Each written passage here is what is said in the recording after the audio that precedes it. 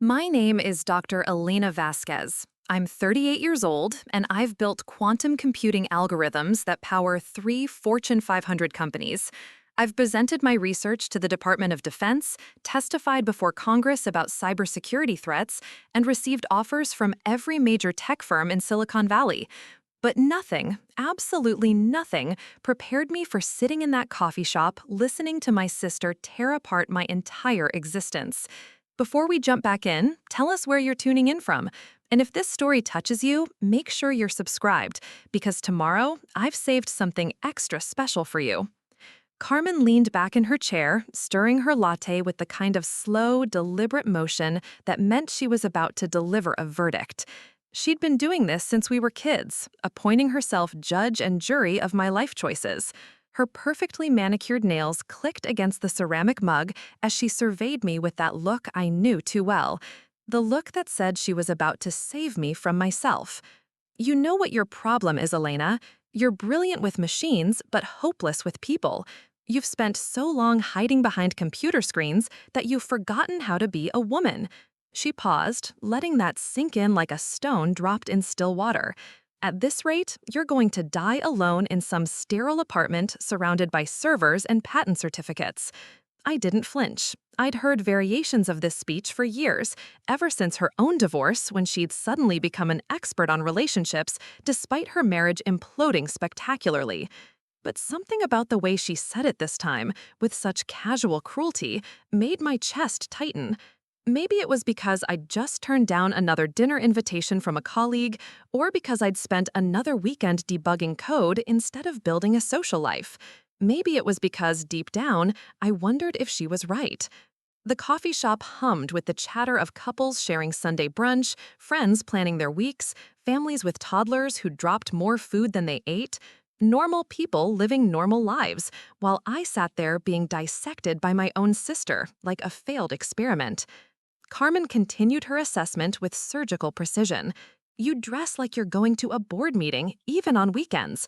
When's the last time you went on an actual date? Not some work function where you talked about algorithms over appetizers, but a real date where someone wanted to know you as a person, not as Dr. Vasquez, the tech genius. I wanted to tell her about the loneliness that crept in during quiet moments, about how my apartment felt too big and too empty despite being filled with the latest technology. I wanted to explain that I'd built walls not out of arrogance, but out of self-preservation, that being the only Latina woman in most rooms had taught me to armor myself with credentials and competence. Instead, I just nodded and said I had work to finish.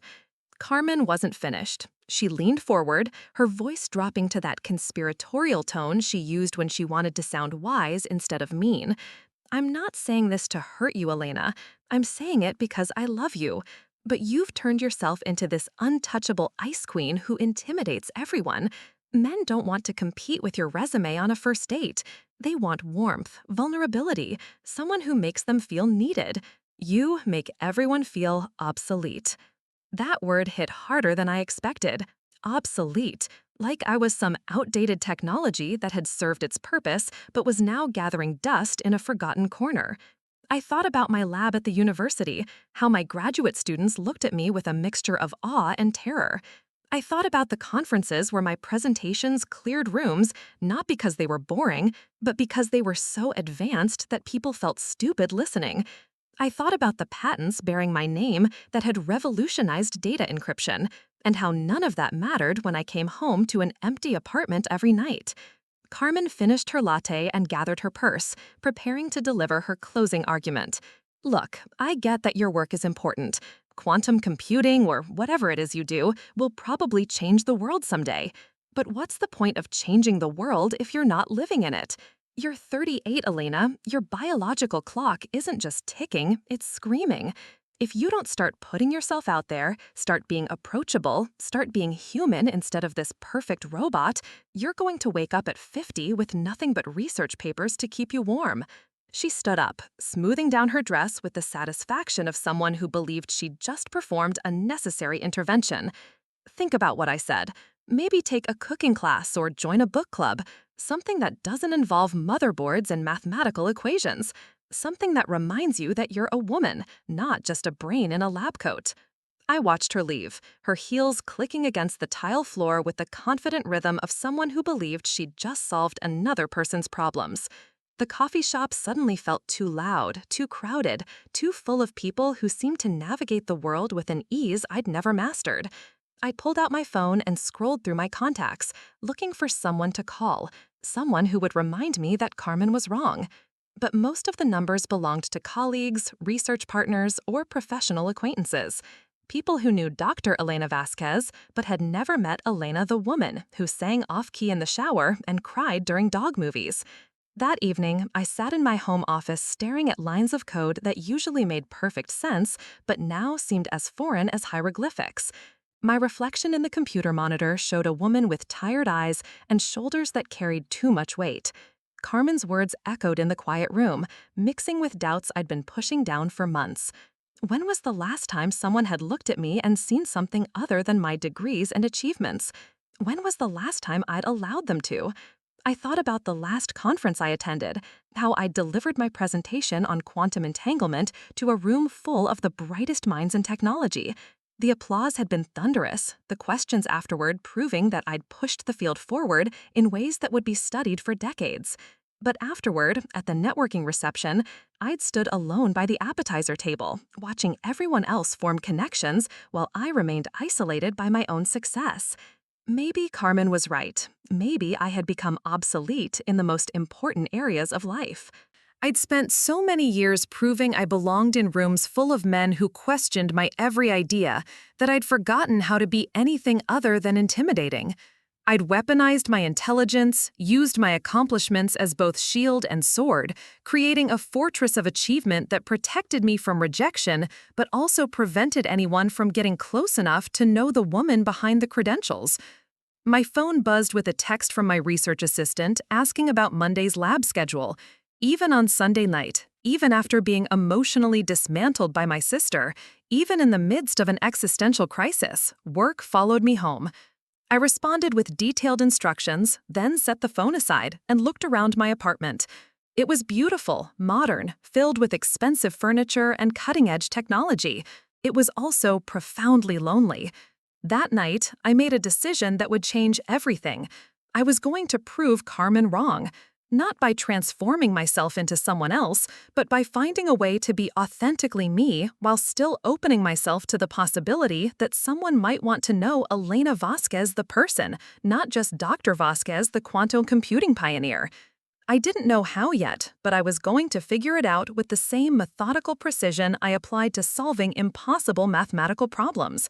I had no idea that 3 weeks later, I'd be standing on a stage in front of millions of viewers, having my entire understanding of love, success, and what it means to be truly seen turned upside down by a man I'd never expected to meet, let alone fall for. But that's getting ahead of myself. First, I had to figure out how to be human again. The invitation arrived on a Tuesday morning, buried beneath a stack of academic journals and research proposals. Heavy cardstock, embossed lettering, the kind of formal elegance that screamed, important people doing important things. The Silicon Valley Innovation Summit cordially invited Dr. Elena Vasquez to present her groundbreaking research on quantum encryption protocols. 3 days, luxury accommodations, and the opportunity to network with the most influential minds in technology. I almost threw it away. Conferences were work, not opportunities for personal transformation. But something about the timing felt significant, like the universe offering me a chance to test my resolution. If I was going to learn how to be more than just my credentials, maybe I needed to start in the one place where those credentials actually mattered. My assistant Marcus raised an eyebrow when I told him to accept the invitation. "You never do the industry conferences anymore. Too much networking, not enough substance, you always say."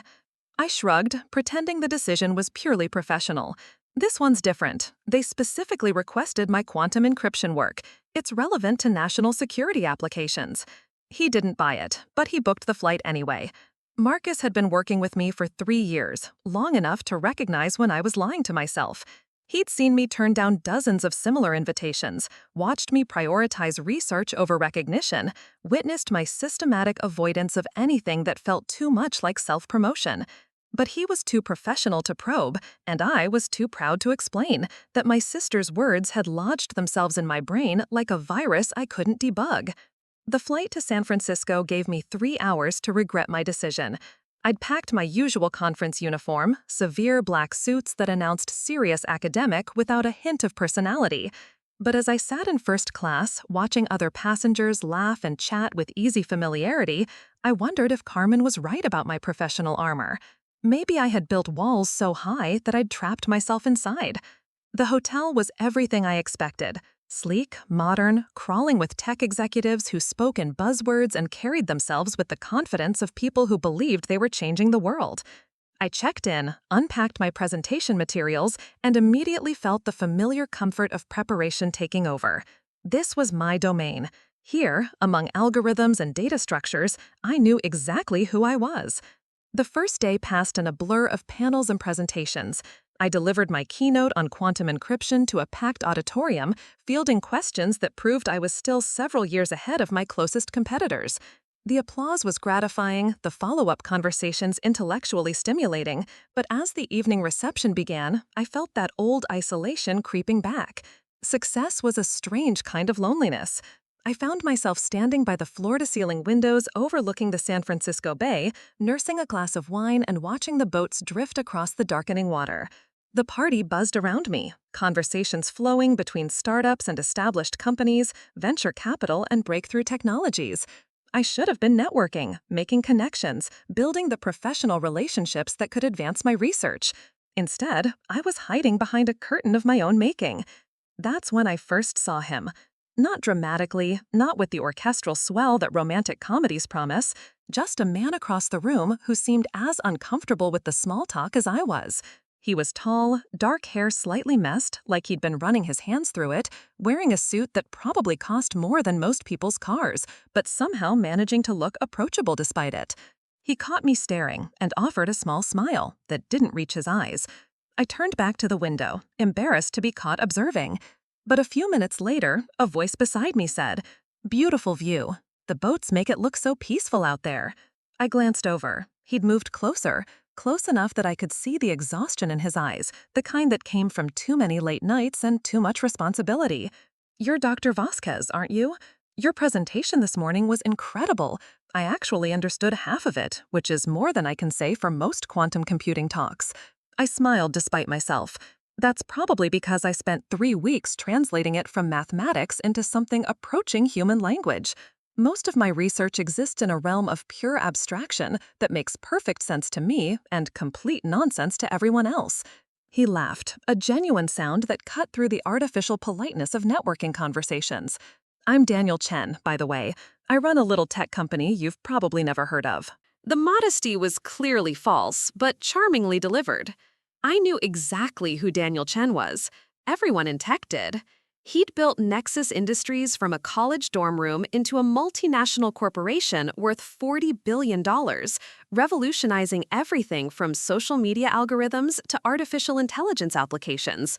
He was 35 years old, appeared on magazine covers with alarming frequency, and had been named one of the most eligible bachelors in America 3 years running. He was also standing next to me making self-deprecating jokes about quantum physics. "I know who you are," I said, which seemed to surprise him. "Most people in my field do. Your machine learning applications have been fundamental to advancing quantum research. We've actually been using modified versions of your neural network protocols in our encryption algorithms." His eyebrows raised.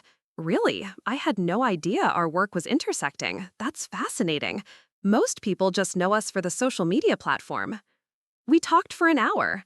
Not the shallow networking conversations I'd been dreading, but real discussion about the intersection of our work, the challenges of translating theoretical research into practical applications, the frustration of being misunderstood by media that preferred sound bites to substance. He was brilliant without being condescending, successful without being arrogant, and he seemed genuinely interested in my thoughts rather than just waiting for his turn to speak. When the reception finally wound down, he walked with me toward the elevators. "This might be presumptuous, but would you like to have dinner tomorrow? Somewhere quiet, where we can actually hear each other think. I know a place that serves excellent food to people who prefer equations to small talk." I hesitated, old instincts warring with new possibilities. This was exactly what Carmen had said I needed to do, exactly the kind of opportunity I'd been sabotaging for years. But it was also terrifying in ways that had nothing to do with professional competence. "I'd like that," I heard myself say. He smiled, the kind of smile that transforms an entire face. "Excellent. I'll pick you up at 7. Wear something comfortable. We're going to talk about quantum entanglement over really good pasta." As the elevator doors closed between us, I caught my reflection in the polished steel. The same tired eyes, the same careful posture, but something different around the edges. Something that looked almost like hope. Back in my room, I stared at my conference wardrobe with new eyes. Everything was designed to communicate competence and discourage intimacy. Structured blazers, tailored pants, colors that didn't draw attention or suggest personality. I thought about Daniel's casual mention of comfort, about dinner conversations that might venture beyond professional territory, about the possibility that someone might want to know Elena the person instead of Dr. Vasquez the quantum computing expert. I called room service and asked if they had a boutique in the hotel. They did. The next morning, instead of attending the panels I'd planned to audit, I found myself shopping for clothes that might suggest I was a woman as well as a scientist. Nothing dramatic, just a dress that showed I had a figure beneath the armor, earrings that caught light when I moved, shoes that were elegant without being weaponized. Small concessions to the possibility that I might be more than the sum of my achievements. The day crawled by with unusual slowness. I delivered my second presentation on quantum error correction, answered questions about implementation challenges, participated in a panel about the future of cybersecurity. But underneath the familiar routine of academic performance, I felt something I hadn't experienced in years. Anticipation. Not for professional recognition or research breakthroughs, but for the simple pleasure of sharing a meal with someone who seemed to see me as more than a collection of degrees and patents. At 6:30, I stood in front of the hotel mirror wearing a navy blue dress that actually fit my body instead of hiding it, jewelry that suggested I understood the difference between a laboratory and a dinner date, makeup that enhanced rather than merely corrected. I looked like a woman who might have interests beyond quantum mechanics, someone who could hold a conversation about books or travel or dreams that didn't require advanced degrees to comprehend. My phone buzzed with a text from Carmen. "How's the conference? Meeting any interesting people?" I stared at the message, remembering her harsh assessment in the coffee shop. For the first time in weeks, I had an answer that might surprise her. But I didn't reply. Some discoveries were too fragile to share before you understood their implications. At 7 exactly, Daniel appeared in the lobby. He'd changed from his conference suit into dark jeans and a button-down shirt that made him look less like a tech mogul and more like someone you might actually want to have dinner with. His smile when he saw me was worth every moment of shopping anxiety I'd endured. "You look beautiful," he said simply, ready to discuss the nature of reality over excellent wine. The restaurant was tucked away in a quiet corner of North Beach, the kind of place that didn't advertise itself with neon signs or celebrity endorsements. Daniel had chosen well. Soft lighting, intimate tables, and the gentle hum of conversation that suggested people came here to actually talk rather than be seen. The hostess led us to a corner booth where the acoustics created a private bubble despite the surrounding diners. I'd forgotten what it felt like to sit across from someone and feel genuinely curious about their thoughts. Daniel ordered wine with the casual confidence of someone accustomed to good things, but he didn't make a show of it. No ostentatious tasting ritual or lengthy discussion with the sommelier, just a quiet request for something that would pair well with conversation. "Tell me something that isn't in your official biography," he said after we'd settled into our seats. Preparing and narrating this story took us a lot of time, so if you are enjoying it, subscribe to our channel. It means a lot to us. Now back to the story. Something that would surprise the people who think they know Dr. Elena Vasquez. I considered deflecting with humor or professional anecdotes, falling back on the safe territory of achievements and credentials. Instead, I found myself saying something I hadn't shared with anyone in years. I wanted to be a dancer when I was 7, ballet specifically. I had this fantasy that I could express everything I felt through movement instead of words. My parents enrolled me in classes, bought me the pink leotard and matching slippers. I was terrible at it, completely hopeless. But I loved it anyway, the way the music seemed to unlock something inside me that couldn't find its way out any other way. He leaned forward, genuinely interested. What happened? Reality happened. I grew 3 inches in one summer, developed curves that didn't cooperate with classical lines, and discovered that I had a mind that worked in mathematical patterns rather than artistic ones. Physics made sense to me in ways that choreography never did. But sometimes, when I'm working on a particularly complex problem, I still think about the music, about finding elegant solutions that feel like dance steps in my mind. Daniel smiled, and something in his expression suggested he understood the weight of abandoned dreams. I wanted to be a musician, he admitted, not famous or anything grandiose, just good enough to play in coffee shops and make people feel something. I spent high school learning guitar, writing songs that I thought captured the profound angst of suburban adolescence. His laugh was self-deprecating, but not bitter. Then I discovered programming, and suddenly I could create entire worlds with nothing but logic and imagination. Music became a hobby, then a memory, then something I told myself I'd return to someday when I had time. We talked about the paths not taken, the versions of ourselves we'd abandoned in pursuit of success.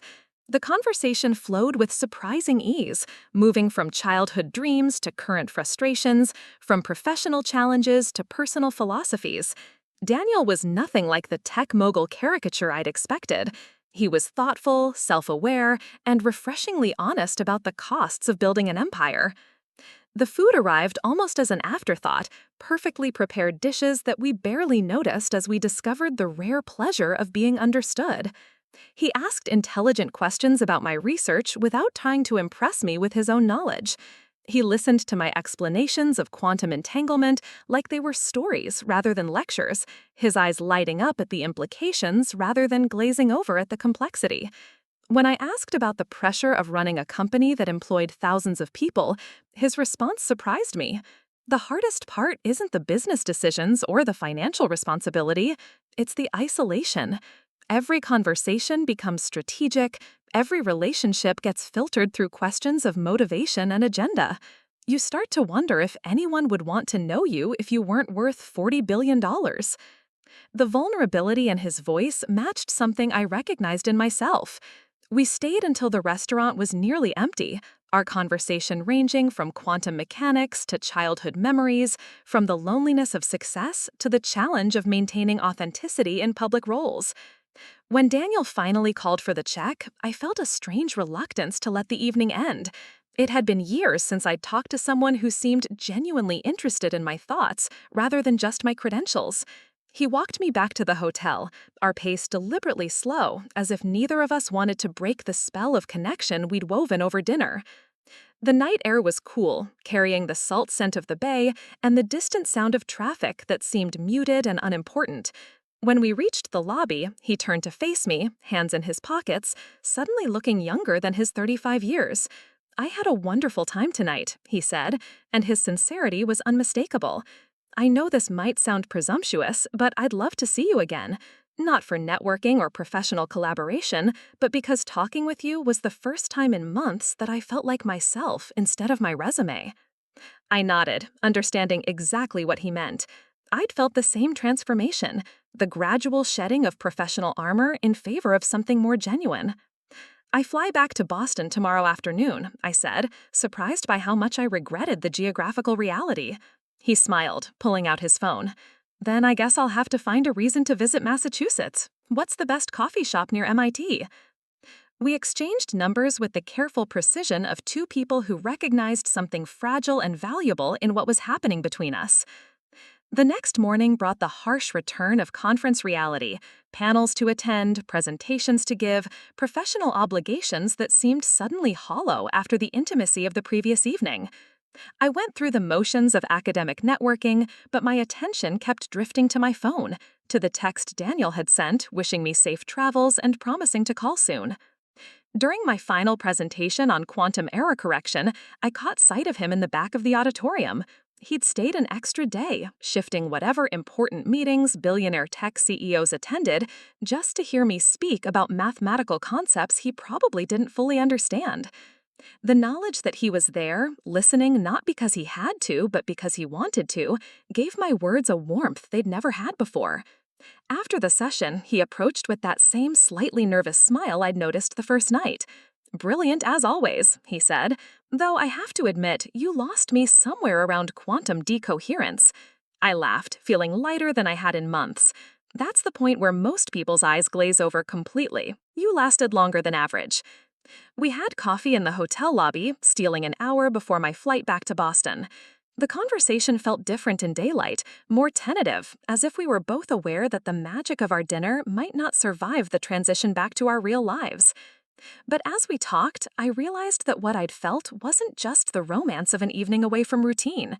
There was genuine connection here, the rare meeting of minds that happens when two people discover they've been carrying similar burdens in isolation. When it was time to leave, Daniel walked me to the taxi that would take me to the airport. We stood on the sidewalk outside the hotel, suddenly awkward with the weight of unspoken possibilities. "This doesn't have to end here," he said quietly. "I know long distance is complicated, and I know we both have demanding careers, but what we have is too rare to just let disappear because of geography." I wanted to agree immediately, to throw caution aside and embrace whatever was developing between us. But years of protecting myself had taught me to be careful with hope. "Let's see what happens," I said, which wasn't the enthusiastic yes he'd probably hoped for, but wasn't a no either. He nodded, understanding the caution, even if he didn't like it. The flight back to Boston gave me 3 hours to analyze what had happened. I'd attended the conference to prove I could be more than my professional identity, and I'd met someone who seemed to see both the scientist and the woman behind the degrees. But I'd also felt the familiar fear creeping in, the voice that whispered warnings about vulnerability and the dangers of letting someone get close enough to disappoint or abandon me. Carmen called that evening, her voice bright with curiosity. "How was the conference? Meet anyone interesting?" For once, I had an answer that might surprise her, but I wasn't ready to share it. The connection with Daniel felt too new, too fragile to expose to her scrutiny and commentary. "Just the usual networking and presentations," I said, which was technically true, even if it omitted the most important parts. That night, I lay in my empty apartment thinking about the conversation over dinner, about the way Daniel had listened, like my thoughts mattered beyond their professional applications. I thought about his admission of loneliness, about the isolation that success had brought both of us, about the possibility that two people could recognize something essential in each other, despite the complications of geography and demanding careers. My phone buzzed with a text from Daniel. "Thank you for an unforgettable evening. Looking forward to continuing our conversation about quantum entanglement and abandoned dreams." The message was simple, but it carried the promise of something more. Something that might grow beyond a single perfect dinner into something neither of us had dared to hope for. I stared at the ceiling of my bedroom, listening to the familiar sounds of my solitary life, and realized that Carmen had been wrong about one thing. I wasn't going to die alone because I was too intimidating or too focused on my career. If loneliness was going to be my fate, it would be because I was too afraid to take the risk of being truly known by someone who might actually want to know me. Daniel called 3 days later, his voice carrying across the distance between San Francisco and Boston with surprising clarity. I was in my lab, calibrating quantum processors for a new encryption protocol when my phone buzzed. The sight of his name on the screen sent an unexpected flutter through my chest, interrupting my focus on the delicate equipment. "I had to step away from a board meeting to call you," he said without preamble. I couldn't stop thinking about our conversation about quantum entanglement, and I had an idea I wanted to run past you.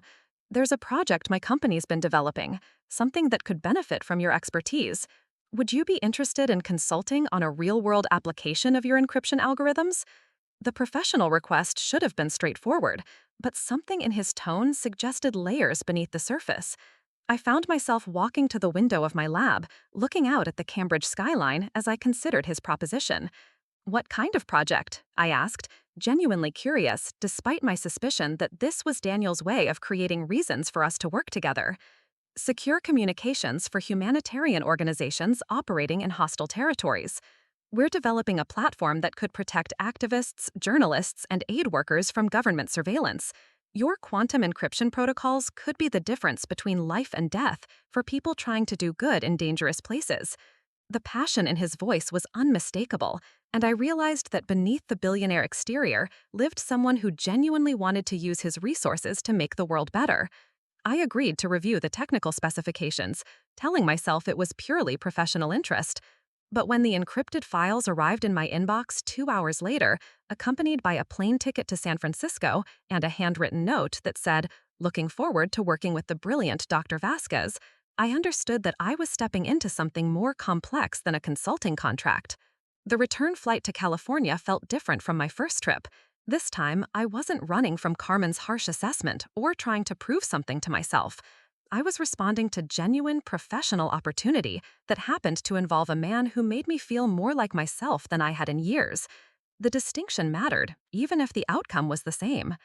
Daniel met me at Nexus Industries headquarters, a gleaming tower of glass and steel in the heart of Silicon Valley. The building buzzed with the energy of young engineers and designers working on projects that would reshape how people connected with each other. He gave me a tour that revealed his pride in what his company had become, but also his awareness of the responsibility that came with influencing billions of lives through technology. The Humanitarian Communications Project was everything he'd described and more. His team had created an elegant platform for secure messaging, but the encryption was vulnerable to quantum computing attacks.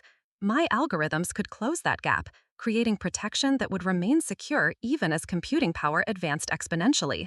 It was meaningful work, the kind that reminded me why I'd fallen in love with mathematics in the first place. We spent the afternoon in his conference room, surrounded by whiteboards covered in equations and system diagrams. Daniel asked intelligent questions, pushed back on assumptions, and demonstrated an intuitive grasp of complex concepts that impressed even me.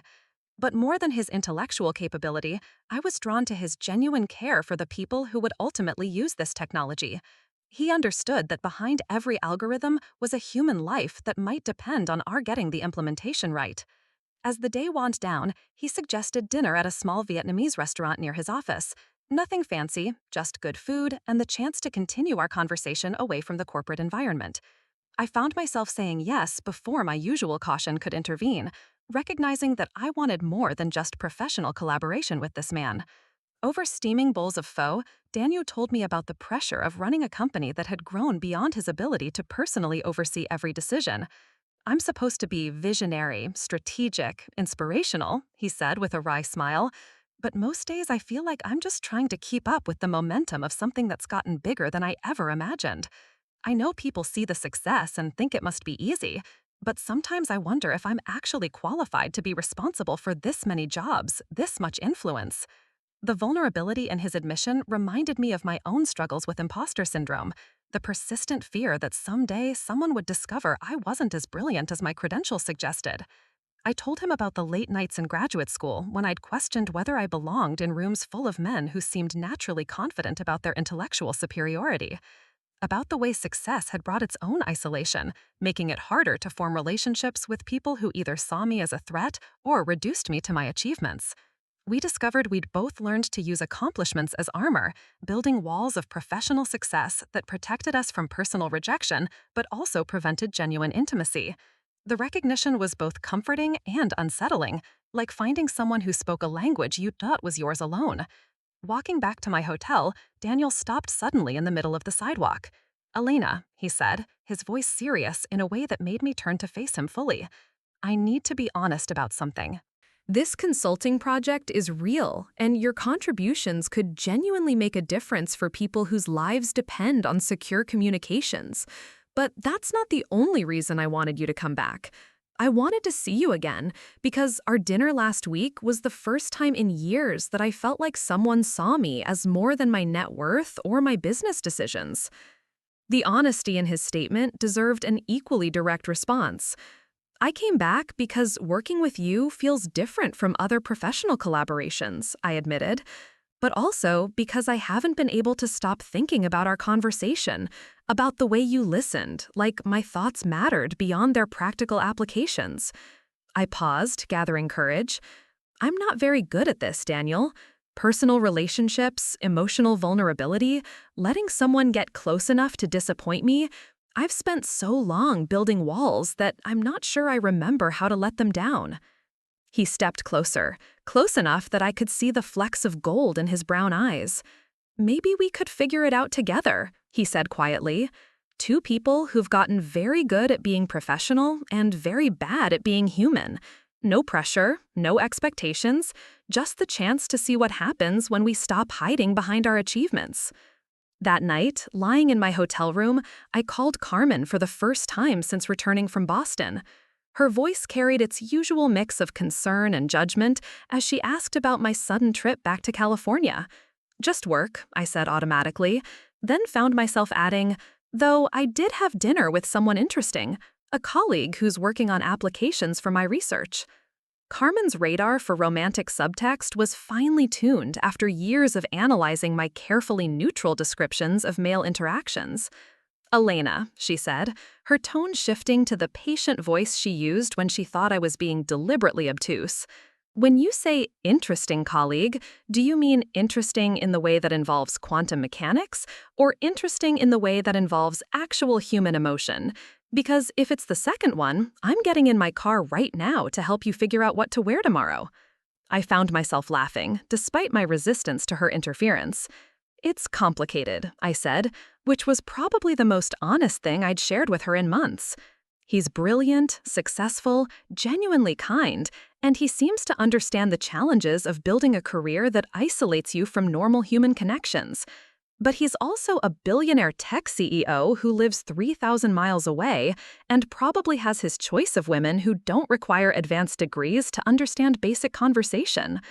Carmen was quiet for a long moment, and I could practically hear her recalibrating her approach. Elena, she said finally, forget about his money and your degrees and the geographic complications.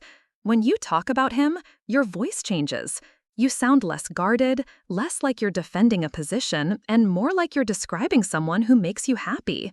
That's not something you should dismiss just because it doesn't fit your 5-year research plan. After we hung up, I stared at the ceiling, thinking about the subtle shift Carmen had identified. Daniel did make me happy, in ways that had nothing to do with professional validation or intellectual stimulation. He made me feel seen, understood, valued for qualities I'd almost forgotten I possessed. But happiness felt dangerous, like a luxury I couldn't afford without risking the carefully constructed life I'd built around achievement and self-sufficiency. The next morning brought a text from Daniel inviting me to spend the weekend exploring San Francisco instead of flying back to Boston immediately. No work agenda, no professional obligations, just the chance to experience the city through his eyes and continue the conversations we'd been having around the edges of our technical collaboration. I stared at the message for 10 minutes, weighing caution against curiosity, protection against possibility. Finally, I typed back a simple yes, understanding that I was agreeing to more than just an extended weekend. I was opening the door to whatever was developing between us, accepting the risk that came with caring about someone whose life was as complicated and public as mine was private and controlled. It was terrifying and exhilarating in equal measure, like standing at the edge of a quantum leap where the outcome remained fundamentally uncertain until the moment you committed to the jump. The weekend in San Francisco unfolded like a carefully choreographed dance between two people learning to trust their instincts rather than their defenses. Daniel picked me up Saturday morning in a car that was expensive but not ostentatious, dressed in jeans and a sweater that made him look more like a graduate student than a tech mogul. We drove across the Golden Gate Bridge with the windows down, the salt air carrying away the last remnants of my professional caution. Our first stop was a farmer's market in Marin County, rows of vendors selling everything from organic produce to handmade soaps. It was the kind of ordinary weekend activity I hadn't participated in for years, too focused on research and conferences to notice the simple pleasures of wandering through stalls of fresh flowers and artisanal bread. Daniel moved through the market with easy familiarity, stopping to chat with vendors who clearly knew him, buying ingredients for a lunch he insisted on cooking himself. I watched him select tomatoes with the same careful attention he'd given to my quantum encryption algorithms, testing their firmness, considering their color, asking the farmer about growing conditions. There was something deeply appealing about this version of Daniel Chen, the man who cared about the provenance of his vegetables and remembered the names of people who sold him coffee. It was a glimpse behind the public persona, evidence of someone who remained grounded despite wealth that could have lifted him entirely away from ordinary human concerns. We drove back to his house in Pacific Heights, a restored Victorian that managed to feel both elegant and comfortable. The interior was a study in understated luxury, filled with books and art, and the kind of personal touches that revealed genuine personality rather than expensive interior design. Original hardwood floors, a kitchen that showed signs of actual use, bookshelves lined with everything from technical manuals to poetry collections. This wasn't the sterile showplace I'd expected from a billionaire bachelor, but a home that reflected someone who valued substance over spectacle. Daniel cooked with the same methodical precision he brought to business decisions, chopping vegetables with knife skills that suggested this wasn't a performance for my benefit, but a regular practice. I sat at his kitchen island, sipping wine and watching him work, struck by how natural this domestic scene felt. We talked about everything and nothing, conversation flowing with the ease of people who'd known each other much longer than a few weeks. The meal was perfect, not because the food was elaborate, but because it was prepared with care and shared without pretense. We ate at his dining table overlooking the bay, afternoon sunlight streaming through tall windows, talking about childhood memories and future dreams with the kind of openness that usually took months to develop.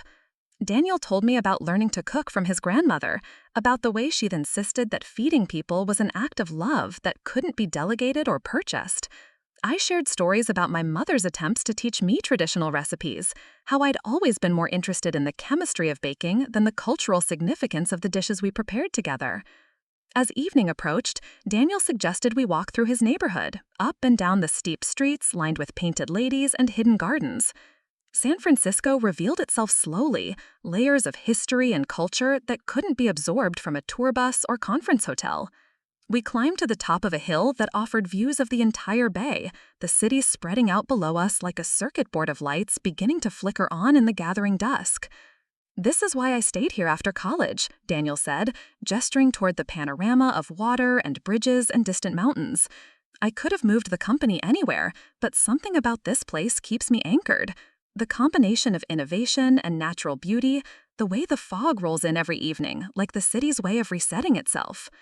I understood what he meant, feeling the pull of a place that managed to be both dynamic and peaceful, ambitious and contemplative.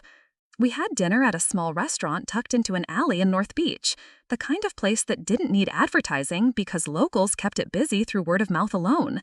The owner knew Daniel by name, but treated him like any other regular customer, no special attention or fawning service. I appreciated the normalcy of it, the way Daniel navigated the world without expecting deference or special treatment despite his wealth and influence. Walking back to his house, our conversation turned more personal. Daniel told me about the loneliness of success, about how difficult it had become to form relationships that weren't colored by his public identity or financial status. "Every interaction gets filtered through questions of motivation," he said. "People want something from me, whether it's money or connections or just the reflected glory of being seen with someone famous. After a while, you start to assume that's all anyone will ever see in you." I shared my own version of the same struggle, how my professional achievements had become a barrier as much as an asset. Men were either intimidated by my success or saw it as a challenge to overcome, reducing me to a prize to be won or a threat to be neutralized. It had been easier to focus on work, to build walls of competence that protected me from disappointment, but also prevented genuine connection. That night, sitting on Daniel's couch with a glass of wine and the city lights twinkling beyond his windows, I felt something I hadn't experienced in years: complete comfort with another person, the rare sensation of being seen and accepted without performance or pretense. When he leaned over to kiss me, it felt like the natural culmination of everything we'd been building toward since that first conversation at the conference reception. Sunday morning brought the harsh reality of departure schedules and cross-country flights. We had breakfast on Daniel's terrace, morning fog slowly burning off to reveal another perfect California day. The domesticity of it struck me again, how easily we'd fallen into rhythms that felt established rather than new. Daniel making coffee while I read news on my phone, the comfortable silence of two people who didn't need constant conversation to feel connected. The drive to the airport was quieter than I'd expected, both of us aware that returning to our separate lives would test whatever we'd discovered over the weekend. Daniel walked me to security, carrying my laptop bag with the same care he'd shown selecting vegetables at the farmer's market. Before I had to join the line of travelers removing shoes and emptying pockets, he pulled me aside. "Elena," he said, his voice serious despite the chaos of departing passengers around us. "I know this is complicated. Long distance, demanding careers, the media attention that follows me everywhere. But what we have is too rare to just let geography kill it. I want to figure out how to make this work, whatever that means." I nodded, understanding the weight of what he was asking. A commitment to something undefined, a willingness to navigate obstacles that would be easier to avoid. The flight back to Boston gave me 5 hours to process what had happened. I'd gone to San Francisco for a consulting project and returned with something I hadn't dared to hope for.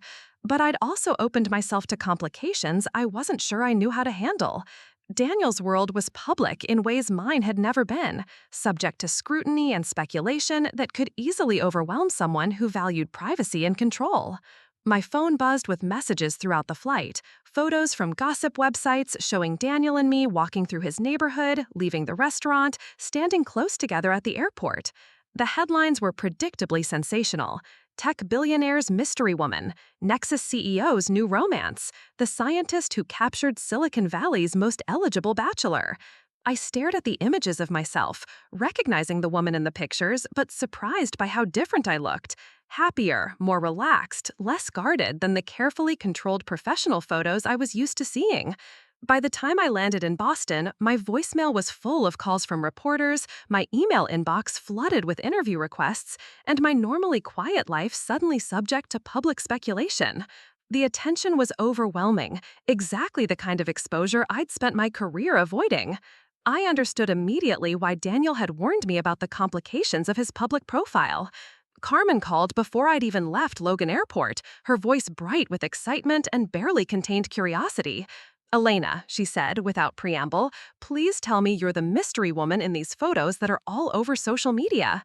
Please tell me my brilliant, beautiful, supposedly hopeless sister is dating Daniel Chen and just forgot to mention it during our last conversation." I could hear the mixture of pride and frustration in her voice, the satisfaction of being right about my need for romance, combined with annoyance at being kept in the dark. "It's complicated," I said, which had become my default response to questions about Daniel. "We're figuring it out as we go." Carmen laughed, a sound that carried years of watching me overthink emotional situations. "Elena," she said, "sometimes the best things in life are complicated. The question is whether it's worth the complexity, not whether you can avoid it entirely." That evening, Daniel called from his office in San Francisco. His voice carried exhaustion that hadn't been there during our weekend together. "I'm sorry about the media attention," he said immediately. "I should have prepared you better for what dating me means in terms of public scrutiny. My publicist is fielding calls from reporters who want to know everything about you, from your research to your dating history to your college GPA. It's invasive and unfair, and I understand if it's more than you signed up for."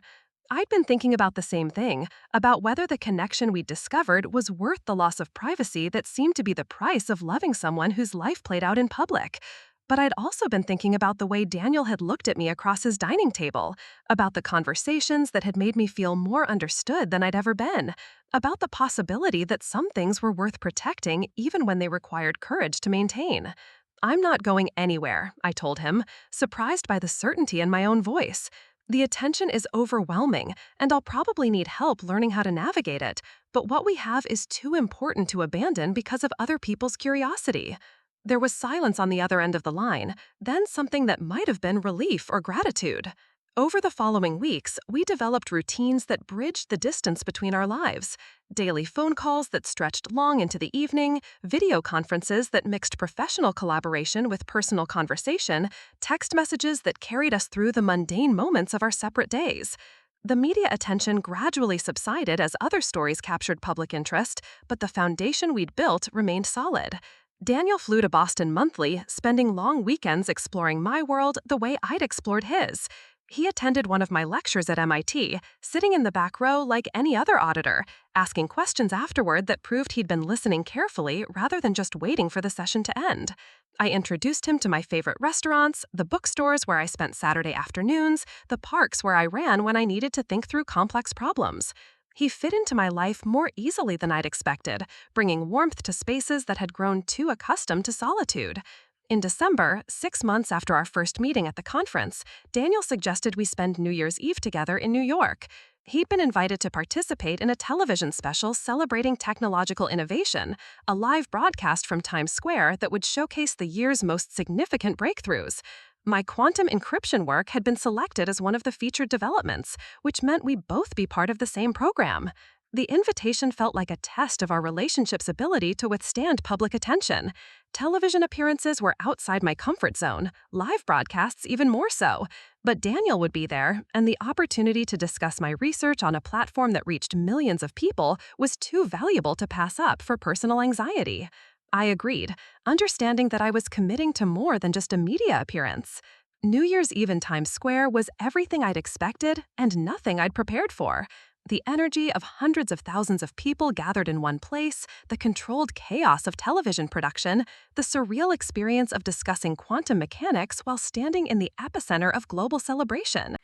Daniel and I were interviewed separately for most of the program, our professional accomplishments taking precedence over our personal relationship. But as midnight approached, as the crowd began its countdown and the famous ball started its descent, Daniel found me in the controlled chaos backstage. The producers had finished with our individual segments, the cameras were focused on the celebration rather than the featured guests, and we had a moment of relative privacy in the midst of very public revelry. "Elena," he said, taking my hands in his, "there's something I want to ask you, and I can't think of a better moment or a more memorable place." The noise around us was deafening, but something in his expression made everything else fade into background. This year has been the best of my life, not because of any professional achievement or business success, but because I found you, because I discovered what it means to be truly known by someone who sees all of me and chooses to stay anyway. He dropped to one knee right there in the backstage chaos, pulling out a ring that caught the light from the television monitors and reflected it back in brilliant flashes. The moment felt both intimate and impossibly public, witnessed by production assistants and security guards and millions of television viewers who were probably more interested in the countdown than the proposal happening in the corner of their screens. "Dr. Elena Vasquez," Daniel said, his voice carrying clearly despite the surrounding noise, "will you marry me and help me figure out how to be human for the rest of our lives?" The question hung in the air between us, weighted with everything we'd built together and everything we hoped to become. I thought about Carmen's warnings about dying alone, about the walls I'd built to protect myself, about the rare gift of finding someone who saw strength and vulnerability as complementary rather than contradictory. "Yes," I said, my voice barely audible over the crowd's roar, but clear enough for Daniel to hear. "Yes, I want to figure out this human thing together." She slipped the ring onto my finger as the countdown reached its final seconds, as confetti began to fall and cameras captured the moment for posterity.